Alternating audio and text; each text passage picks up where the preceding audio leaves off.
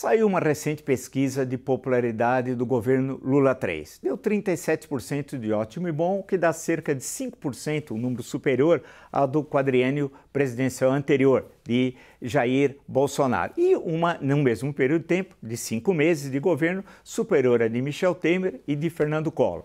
Alguém pode dizer, puxa vida, mas as comparações não são das mais felizes, mas aí o problema não é daquele que está sendo comparado, é daqueles outros três, ou seja, Bolsonaro, Temer e Fernando Collor, que foram situações históricas, vale lembrar, radicalmente distintas do que está vivendo o governo Lula III. E por quê? Então vamos a elas. A primeira, não houve uma transição de governo, do governo anterior para o governo que assumiu a 1º de janeiro deste ano. O que o Fernando Henrique Cardoso fez na transição de 2002 para 2003, Jair Bolsonaro não o fez, da forma única na história republicana, ao menos do século XX para o século XXI. Eu podia me lembrar de Floriano Peixoto, mas, evidentemente, que Jair Bolsonaro não é Floriano Peixoto, ele está muito longe, muito distante disso. Ao contrário, ele pegou um avião e foi embora para os Estados Unidos e deixou nas mãos do vice-presidente, sem fazer nem a transição formal de governo.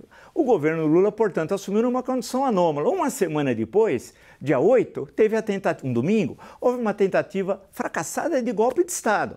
E também a estrutura de Estado nos últimos 4 anos dos ministérios foi destruída. Basta ver direitos humanos, basta ver educação, relações exteriores, saúde. E tivemos a maior tragédia sanitária da história do Brasil, que foi a pandemia da Covid-19, com mais de 700 mil mortos. 5 vezes o que os Estados Unidos perdeu na Guerra do Vietnã. Só para vocês terem uma ideia de quantidade, apesar que se fosse um, já seria muito. 5 vezes mais do que os Estados Unidos perdeu na Guerra do Vietnã. Nós chegamos a ter ministro da Saúde que não sabia o que era o SUS, o senhor Pazuello. Então foi necessário reconstruir tudo. O tempo é curto, as necessidades são grandes. É como se fosse uma represa que as demandas sociais formassem um imenso lago que pressionasse a barragem que é o Estado. Então, necessidades sociais. E isso precisa ser enfrentado rapidamente. Como pode ser enfrentado?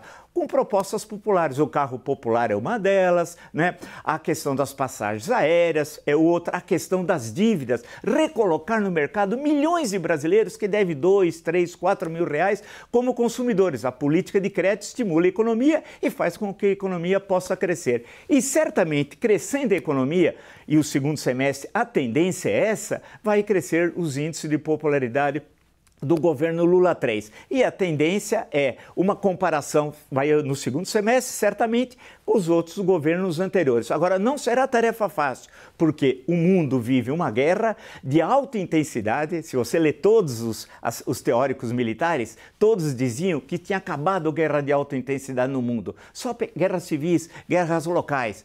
É raro, basta ver, desde o dia 24 de fevereiro do ano passado, a guerra entre a Rússia contra a Ucrânia. Sendo assim, fazendo uma análise serena dos dados, acompanhando as regiões, é possível dizer que a avaliação de ótimo e bom a 37% nos primeiros 5 meses é até um resultado positivo para a presidência Luiz Inácio Lula da Silva no seu 3º episódio. Não sabemos se teremos o 4º, Vamos aguardar.